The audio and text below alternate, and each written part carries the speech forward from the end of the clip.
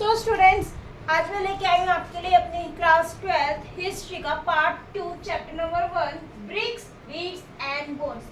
देखो, मैं पार्ट 1 इस चैप्टर का पार्ट 1 मैं पहले ही एक्सप्लेन कर चुकी हूँ। तो आपने अगर वो वीडियो नहीं देखी है मेरी chapter 1 bricks beads and bones part 1, तो मैं आपको नीचे लिंक दे दूंगी इस वीडियो के, आप उस पर जाकर क्लिक करके उस हाफ चैप्टर एक्सप्लेनेशन को देख सकते हो। अब हम बचे हुए पार्ट, इस चैप्टर के बचे हुए पार्ट को आज एक्सप्लेन करेंगे, आज समझेंगे। सो अपने बुक्स नोटबुक्स लेके आ जाइए। एनसीईआरटी की बुक्स जरूर खोल के बैठना। मैं आपको पहले बोल चुकी हूँ और अब भी बोल रही हूँ, एनसीईआरटी की बुक जरूर खोलो। उसमें हम काफ़ी सारे पिक्चर से हम बहुत कुछ समझने वाले हैं। सो बनते हैं, हम चलते हैं अपने आगे अपनी वीडियो में इस चैप्टर के।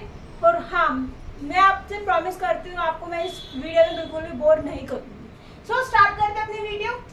अब देखो भाई, हमने पढ़ चुके थे कि कैसे कैसे वो लोग एग्रीकल्चर क्या करते थे, कैसे कैसे उनकी लाइफस्टाइल हुआ करती थी। अब वो टाइम आ गया था जब हड़प्पा सिविलाइजेशन धीरे धीरे खत्म होने लग गई थी, यानी एंड की तरफ हो गई थी, यानी समाप्ति की ओर चलने लग गई थी। सो पढ़ते अपना एंड ऑफ हड़प्पा सिविलाइजेशन। जब हड़प्पा सिविलाइजेशन, हड़प्पा सभ्यता, सिविलाइजेशन का देखो मतलब क्या होता है। बहुत सारे बच्चे ना पता है कंफ्यूज हो जाते हैं कि हमें इसका मतलब ही नहीं पता होता, इसमें से क्वेश्चन आंसर नहीं कर पाते, है ना। यही होता है ना, बहुत बार कहता है हमें किसी वर्ड का मतलब नहीं पता होता, इस वजह से हम क्वेश्चन आंसर नहीं कर पाते। हिस्ट्री के क्वेश्चन आंसर काफी बड़े बड़े होते हैं तो हमें नहीं हो पाते। तो अब मैं समझा देती हूँ आपको एक वर्ड, हड़प्पा सिविलाइजेशन। सिविलाइजेशन मतलब होता है सभ्यता। क्या होता है सिविलाइजेशन मतलब सभ्यता, यानी अब जो हड़प्पा सिविलाइजेशन थी ना, हड़प्पा सभ्यता थी, और वो एंड की तरफ यानी समाप्ति की ओर बढ़ जाती है। सो पढ़ते अपने आगे इस चैप्टर में।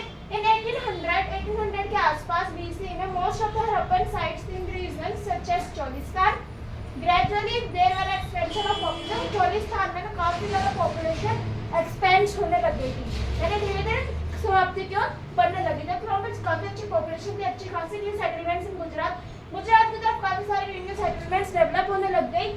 सभ्यता यहाँ पे काफी सारे लोग शिफ्ट होने लग गए।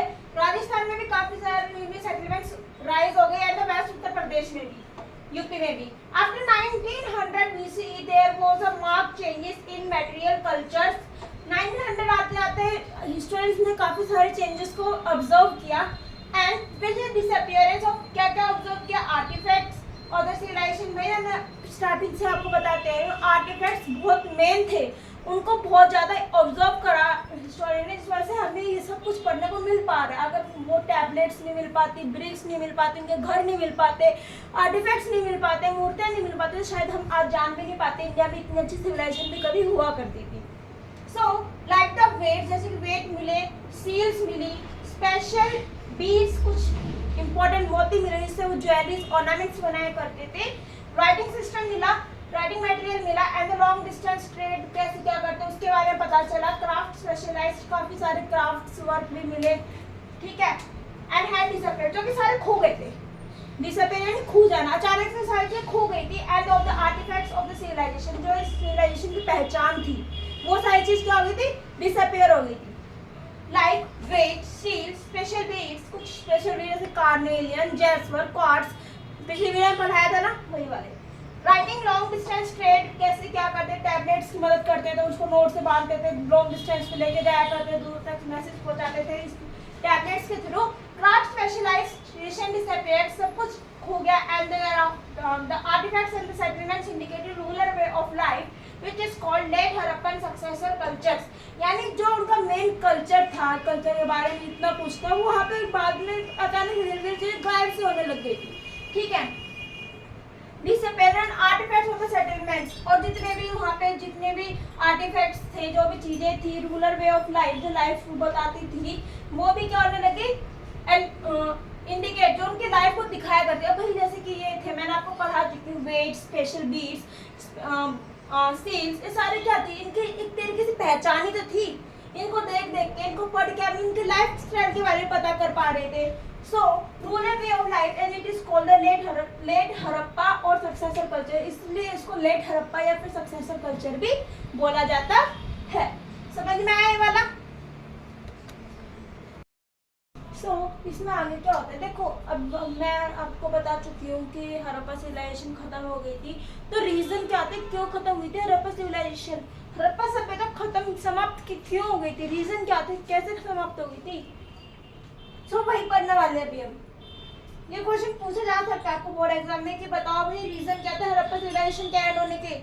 देख लो, several explanations have been put forward about the reason for the end of civilization। देखो यहाँ पे क्या बोला गया है कि बहुत सारे कारण सामने आए, बहुत सारे कारण सामने आए हड़प्पा सिविलाइजेशन के एंड होने के।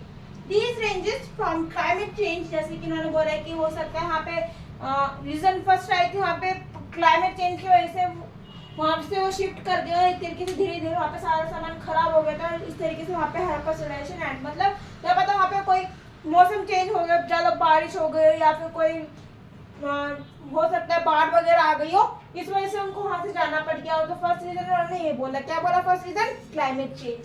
सेकंड, डिफॉरेस्टेशन, वहाँ पे बहुत ज़्यादा डिफॉरेस्टेशन होने से लाइक ग्लोबल वार्मिंग टाइप हो गया था या फिर बहुत ज़्यादा कटिंग फॉरेस्ट हो गई थी, तो इस वजह से हो सकता है वहाँ से उनको जाना पड़ गया। एक्सेसिव फ्लड, बहुत ज़्यादा बारिश के कारण बाढ़ आ गई और वहाँ से सब कुछ बह गया, उसमें लाइफ भी एंड हो गई लोगों की, हो सकता है वहाँ से कि हड़प्पा सिविलाइजेशन एंड हो गई। शिफ्टिंग और drying of the river, over use of land, क्या पता वहाँ पे लैंडों का ज़्यादा यूज हो गया, तो वहाँ पे जो जमीन है वो खराब हो गया, एग्रीकल्चर अच्छा ना होता तो वहाँ से हो सकता है उनको शिफ्ट होकर जाना पड़ गया और शिफ्ट हो गए।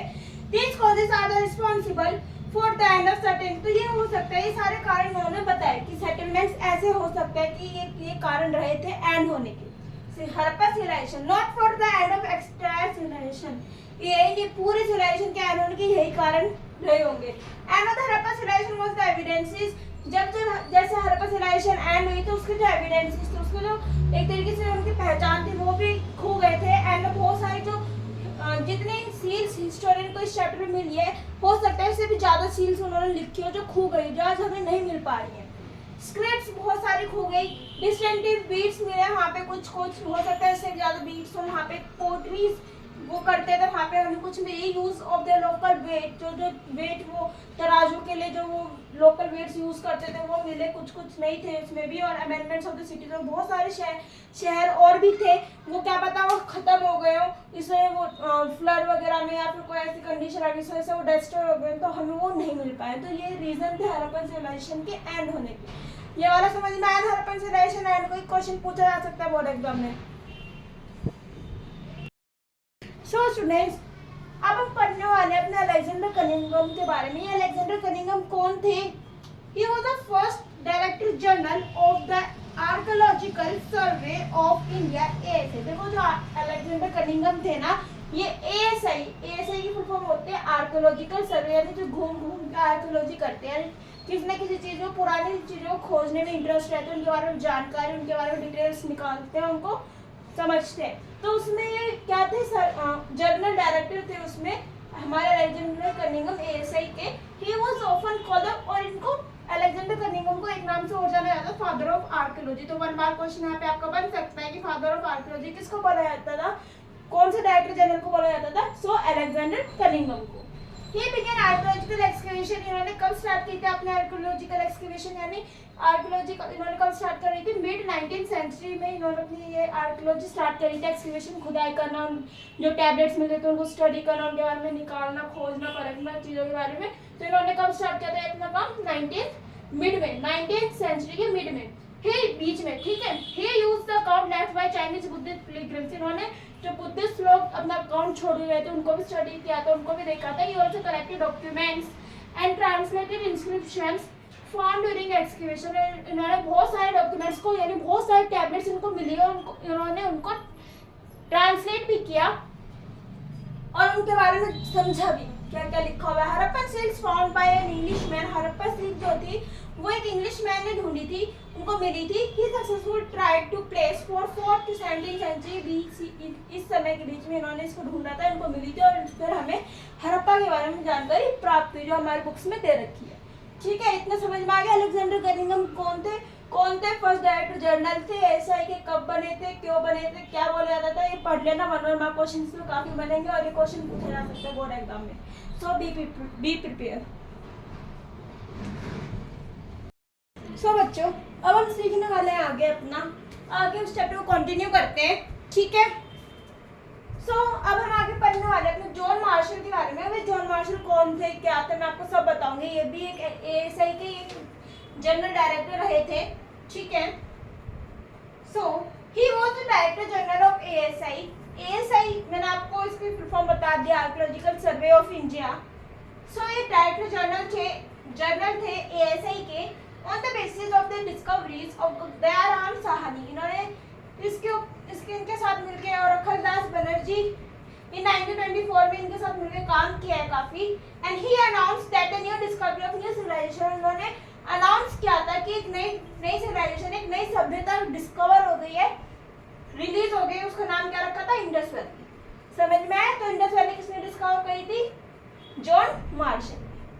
अब हम एक और आर्कियोलॉजिकल सर्वे के बारे में पढ़ने वाले हैं जो आर.एन. लीलर ने किया था। ये दूसरे हैं। He was the Director General of ASI 1944। ये भी डायरेक्टर जनरल रह चुके हैं ASI में। कब थे? 1944 में, ठीक है। He recognized that it was necessary to follow the सेटिस्ग्राफी। इन्होंने सेटिस्ग्राफी को फॉलो किया था। तुम्हारे बुक में ना पिक्चर दे रखी होगी, मतलब उसमें ऐसे कुछ मैप में ऐसे लाइन बना रखी होती है, उसको इन्होंने देखा था, ठीक है, फॉलो किया था। And mounts rather than dig mechanically along a uniform horizontal line। इन्होंने भी मैकेनिकली वर्क किया है, डिगिंग करी, खुदाई करी है, उसमें फिर इन्होंने हॉरिजॉन्टल लाइन, तुम ना इसको गूगल पे देख सकते हो। इन्होंने मतलब कैसे हॉरिजॉन्टल लाइन से इन्होंने वो किया था, डिगिंग करी थी और उन्होंने यहाँ पे खोजा था, ठीक है। He rectify previous problems face by. और इन्होंने जो आर्कियोलॉजिस्ट आमतौर पर जो आर्कियोलॉजिस्ट को प्रॉब्लम फेस करनी पड़ती है सर्वे करते वक्त, मतलब जो भी उनको खुदाई के वक्त मिलता है, उनको मैप मतलब ग्राफ टाइप जो उनको करना पड़ता है वर्क, उसमें जो इनको प्रॉब्लम फेस करनी पड़ती है उनको भी इन्होंने समझा था और उनको सॉल्व भी किया था। आर.एन. लीलर और जॉन मार्शल के बारे में समझ में आ गया। दोनों एएसआई के डायरेक्टर जनरल रह चुके हैं। देखो, अब हम इसमें आगे पढ़ने वाले हैं अपने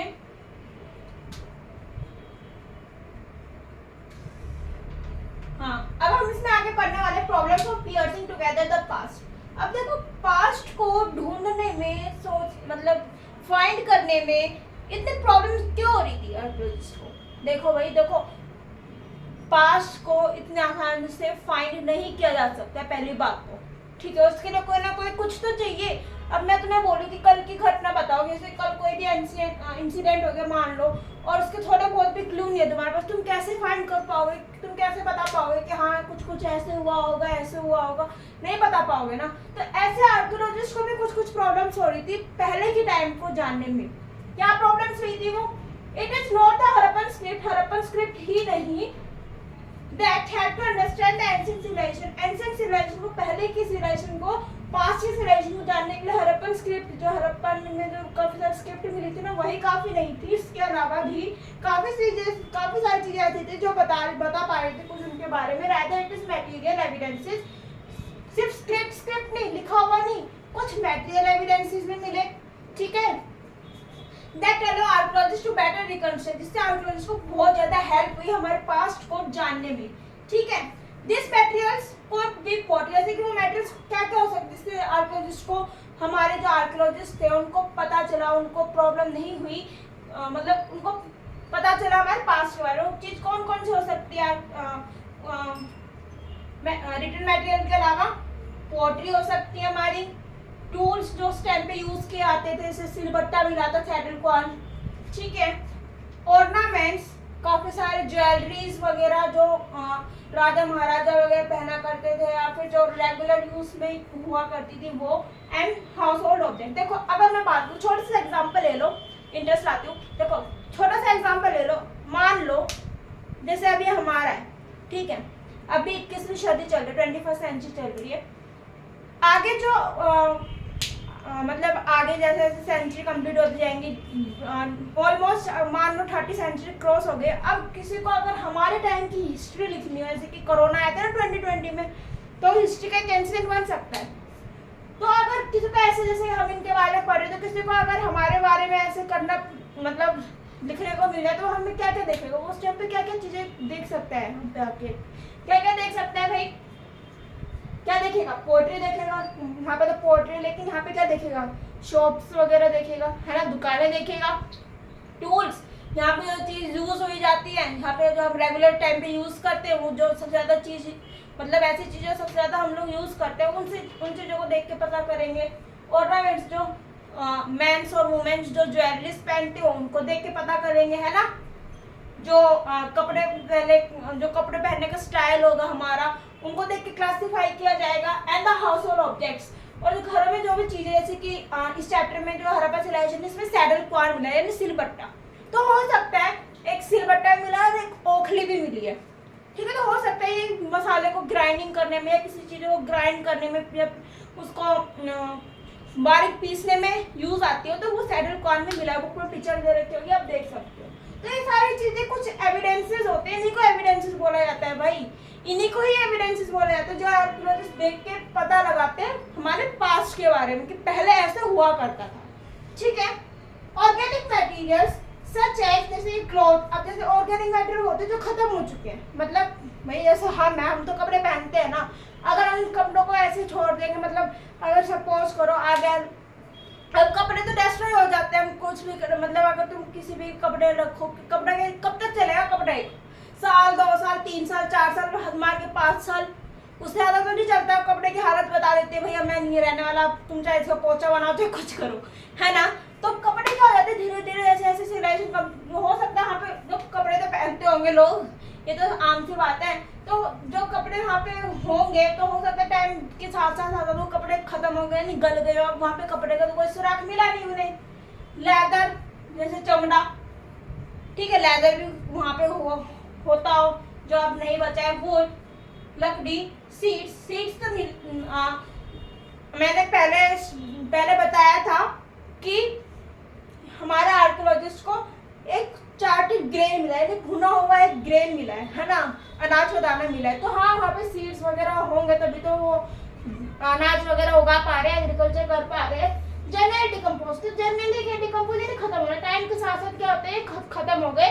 and specially the tropic region is only stones, burned clay, तो लंबे समय तक क्या चीजें रही वहाँ पे बेसिकली, जिससे आर्कियोलॉजिस्ट फाइंड कर पाए इन सब चीजों के, हम मतलब इन सिविलाइजेशन के बारे में, जो हम सिविलाइजेशन पढ़ रहे हैं, इस सिविलाइजेशन के बारे में। स्टोन्स, भाई स्टोन्स तो रहे होंगे, स्टोन्स बच गए। बर्न्ड क्ले, जो क्ले वो यूज क्या करते हैं, टैबलेट्स वगैरह जो बनी है वो रह गई। मेटल्स रह गए, ठीक है, सही सलामत में सही तरीके से जो रह गए, इससे हमें इनके बारे में इंफॉर्मेशन पता चली। क्लासिफिकेशन फाइंड हैव सर्वाइव्ड, अब वो रहते कैसे थे, उनके बारे में, उनको डिस्ट्रीब्यूशन कैसे हो रखा था, जैसे कि one simple principal classification in type of materials, जैसे कि कुछ स्टोन्स पे वर्क, जैसे स्टोन्स हो गया, ठीक है, क्ले हो गई, मेटल, बोन, आइवरी, जैसे कि तुम्हारे बुक के ना इस चैप्टर के लास्ट पेज पे एक ना स्केलेटन की पिक्चर दे रखी होगी, वो वुमेन स्केलेटन है, ठीक है, तो उसके साइड में जो भी माना bone, ivory, second terms functions archaeologist have decide whether, for instance artefacts in tools, जैसे कि इसमें तुम्हें कॉपर मिरर भी दे रखा होगा पिक्चर में, ठीक है, तो ये टूल्स वगैरह रह गए, से उनको पता चला कि हाँ भाई यहाँ पे ये भी हुआ करता था, कॉपर था वहाँ पे, तो वहाँ पे कॉपर मिरर उनको मिला, ठीक है। कुछ रिटर्न मटेरियल्स रहा वहाँ पे, ऑर्नामेंट्स, ज्वेलरीज वगैरह मिली, जैसे कि वो मदर गॉडेस की जो ज्वेलरीज थी वो, and some other means of the ritual use, और जो भी उनको जैसे रिचुअल यूज के लिए मदर गॉडेस की पूजा करा करते थे, हो सकता है ना, तो ऐसे ये इनको हमारे आर्कियोलॉजिस्ट को ऐसे इन्होंने क्लासिफाई कर दिया। टूल्स को अलग रख लिया, क्लासिफाई करना यानी डिवाइड करना, टूल्स को अलग कर दिया, ठीक है, और ये रिचुअल यूज के चीजों को अलग कर दिया, क्ले को, स्टोन को, इन सबको अलग कर करके उन्होंने अच्छे से इसके बारे में स्टडी किया, तो इनको हमारे आर्कियोलॉजिस्ट को पता चला कि यहाँ पे ये सब भी हुआ करता था। समझ में आया इतना? देखो भाई आगे अब इसमें क्या क्या बोला गया। अब आर्कियोलॉजिस्ट को, हमारे हिस्टोरियंस को प्रॉब्लम्स किस में आ रही थी, क्या प्रॉब्लम्स आ रही थी, कौन कौन सी प्रॉब्लम्स उन्होंने इंटरप्रिटेशन के टाइम पे, यानी जब वो खोज मतलब हिस्ट्री फाइंड आउट करने गए थे उस टाइम पे उनको क्या क्या प्रॉब्लम्स आ रही थी। फर्स्ट क्वेश्चन आ सकता है, पूछा जा सकता है, टेराकोटा फिगर ऑफ वुमेन। देखो इसमें तुम्हें एक मदर गॉडेस की पिक्चर दे रखी होगी बुक में, बुक खोल के बैठो, फिर से कह रही हूँ, मदर गॉडेस की पिक्चर दे रखी होगी जो टेराकोटा से, यानी टेराकोटा का मतलब पता है क्या होता है, आग में तपाकर बनाई गई मूर्ति को कहते हैं। यानी जब आग में मूर्ति को तपा के बनाया जाए उसको क्या कहते हैं, टेराकोटा। एक तरीके बोलो क्ले है, ठीक है, उससे वो एक स्ट्रक्चर मिला है उनको, हेवीली ज्वेल्स में बहुत ज्यादा उसमें मदर गॉडेस में ज्वेलरीज पहनी हुई है। बुक खोले उसने पिक्चर दे रखी है with the head dress, NCERT में हेड ड्रेस, उन्होंने एक ड्रेस भी पहनी हुई है, विच आर रेदर साइड, उसको किस नाम से जाना गया है, मदर गॉडेस। किस नाम से जाना गया है, मदर गॉडेस। उसको हिंदी मातृ देवी बोलते हैं, मातृ देवी, ठीक है। स्टोन स्टैचू, बहुत सारे स्टोन के स्टैचू भी मिले हैं। Art of making statue of man and सिंगलाइज पोस्चर, मैन के भी स्टैचू मिले हैं जो मतलब खड़े हैं, खड़े उसमें seated with one hand and such as the priest king, जैसे कि प्रीस्ट किंग तुम्हारे बुक में देखा होगा, प्रीस्ट किंग का एक स्टैचू मिला है। तो हो सकता है, देखो प्रीस्ट किंग का स्टैचू क्यों मिला है, क्योंकि हो सकता है कि हड़प्पा सिविलाइजेशन में ना पहले कोई ना कोई वहाँ पे रूल भी करता, कोई ना कोई राजा भी होगा तभी तो यहाँ पे, तो हो सकता है प्रीस्ट किंग वहाँ का राजा, इस वजह से उन्होंने यहाँ पे मैन का एक स्ट्रक्चर दे रखा है जिन्होंने इसको प्रीस्ट किंग बोला है, ठीक है। तो हो सकता है कि वहाँ पे ये राजा और वो उनको ये लोग इनकी पूजा करते थे रिलीजियस बेस पे। Third, structure of great bath, जो ग्रेट बाथ के बारे में हमने पढ़ा था वो इनका बहुत ज्यादा इंपॉर्टेंट स्ट्रक्चर था फॉर अ रिचुअल पर्पस के लिए। फाउंड एट कालीबंगन, कहाँ पे मिला था ग्रेट बाथ, कालीबंगन में एंड लोथल में। रिचुअल, और माना जाता है कि रिचुअल यानी वहाँ पे पूजा की जाती थी, ठीक है, रिचुअल पर्पस पे वहाँ पे लोग जाया करते थे, पूजा वगैरह हुआ करती, तो पूजा वगैरह क्या करते थे वहाँ पे जाके, ठीक है। Plant modified through out the, वहाँ पे प्लांट्स की भी पूजा की जाती थी, पौधों की भी पूजा करते थे ये लोग, जैसे कि हम लोग करते हैं तुलसी माता की पूजा, वैसे ये लोग भी पूजा क्या करते थे। वन हॉर्न एनिमल, एक सिंग वाला एक एनिमल मिला है, मतलब उस सील पे मिला है, तुम्हारी बुक में दे रखी है सील, उसको देखो, ठीक है। तो एक हॉर्न वाला एनिमल भी मिला है, इसको इन्होंने यूनिकॉर्न बोला है, was depicted on the seal, जो इन्होंने ड्रॉ किया हुआ है सील पे, तो वहाँ पे यूनिकॉर्न्स में भी पाए जाते होंगे तभी बनाया। Figure shown seated cross leg yogic posture, एक फिगर दिखा रखी जो क्रॉस यानी पैरों को क्रॉस करके बैठे हुए हैं, and surrounded by the animals have been regarded the photo Shiva, उसके चारों तरफ एनिमल्स दिखा रखे हैं, तो वो किसकी पिक्चर है, फोटो शिवा की। तो पूछा जा सकता है बुक में है ये पिक्चर इसकी, वन मार्क क्वेश्चन आ सकता है कि एक व्यक्ति है जो क्रॉस लेग करके बैठे, चारों तरफ उनके एनिमल्स दिखाए हुए हैं, तो वो किसके पिक्चर है, photo Shiva. Conical stone objects have been classified as lingas. जो स्टोन ऑब्जेक्ट्स हैं वो किसने क्लासिफाई किया था, लिंगास ने क्लासिफाई किया था। One mark question, earliest religious text Rigveda 1500 to 1000 BCE mention the God name Rudra. Rigveda में उनके भगवान का नाम में दे रखा है, इनको रुद्रा बोला गया है। कौन से सन में, 1500 से 1000 के बीच में जो टाइम पीरियड था उसमें रिलीजियस टेक्स्ट ऋग्वेदा के बारे में बता रहे, उनके धर्म के बारे में बता रखे, उनके गॉड, जिन गॉड की पूजा करा करते थे उसके बारे में बता रखे थे, वो होते रुद्र, ठीक है, आया समझ में। सो गाइस, अब हम अपने लास्ट टॉपिक पे पहुंच चुके हैं, अपने चैप्टर नंबर 1 के बीट्स एंड बोन्स के क्लास 12। सो लास्ट टॉपिक में हमने क्या बता रखा है, ancient authority of Harappan society. देखो पहले के टाइम पे कैसे अथॉरिटी, यानी क्या कोई वहाँ पे गवर्नमेंट वगैरह भी हुआ करती थी, तो वो हम जानने वाले हैं अभी। यहाँ पैलेसेस एंड किंग्स, देखो वहाँ पे आर्कियोलॉजिस्ट को महल वगैरह तो मिले हैं, राजा का स्टैचू भी मिला है, प्रीस्ट किंग का तुम्हारे बुक्स में दे रखा होगा, प्रीस्ट किंग का स्टैचू, तो महल भी मिला है, किंग का स्टैचू भी मिला है। तो इट्स मीन्स वहाँ पे मोनार्की, मतलब वहाँ पे राजा वगैरह रूल करते थे, तो वहाँ पे वो गवर्नमेंट थी। There a large building found at Mohenjodaro, और कहाँ पे मिला है वो, मोहनजोदाड़ो में मिला है हमें। Stone statue priest king, stone से बना हुआ एक स्टैचू मिला है किंग का। As the archaeologist with familiar with Mesopotamian history, जबकि हमारा आर्कियोलॉजिस्ट ने मेसोपोटामिया की हिस्ट्री में भी काफी जगह पढ़ा हुआ है प्रीस्ट किंग के बारे में। अकॉर्डिंग टू सम आर्कियोलॉजिस्ट, कुछ आर्कियोलॉजिस्ट के according Harappan society had no ruler, कुछ आर्कियोलॉजिस्ट कहते हैं यहाँ पे कोई राजा वगैरह था ही नहीं, यहाँ पे सब इक्वल स्टेटस एंजॉय क्या करते थे, ठीक है, यहाँ पे कोई रूल्स नहीं हुआ करते थे लोगों के लिए, everyone enjoyed equal status. Some says that there separate ruler in both cities, कुछ कहते हैं कि सब में मतलब ऐसे दो थे ना, एक मोहनजोदाड़ो एक हड़प्पा, तो दोनों के अलग अलग किंग हुआ करते थे, रूलर जो वहाँ पे रूल क्या करते थे। And the plan settlement standardised ratio of brick size establishment of settlement representations like Harappan civilisation had single authority. कुछ कहते हैं कि इतना सब मतलब से सब कुछ कनेक्ट था, ब्रिक से स्टैंडर्डाइज्ड रेशियो थे, ठीक है, और ऊपर से हड़प्पन सिविलाइजेशन वेल डेवलप थी। तो हो सकता है यहाँ पे कोई एक ही अथॉरिटी हो, एक ही राजा की सरकार हो जो वहाँ पे रूल करते दोनों पे। सो आपको बात समझ में आया? Ancient authority. सो स्टूडेंट्स हमारा चैप्टर हो चुका है कंप्लीट। स्टूडेंट्स हमारा चैप्टर हो चुका है कंप्लीट। मिलती हूँ मैं आपको जल्दी एक नई वीडियो के साथ। अगर आपको इस चैप्टर में कोई डाउट हो तो मुझे कमेंट कर देना, कि कमेंट का रिप्लाई जरूर दूंगी। तब तक के लिए बने रहिए क्लास 12 स्टूडेंट्स। अगर आपको इसमें कोई चैप्टर में क्वारी हो तो मुझे कमेंट कर देना, ठीक है। वैसे चैप्टर कंप्लीट हो चुका है, चैप्टर 2 पार्ट में कंप्लीट हुआ है, पार्ट 1 आ चुका है और ये पार्ट 2 है। सो कंटिन्यू हम जल्दी करेंगे सेकंड चैप्टर के साथ।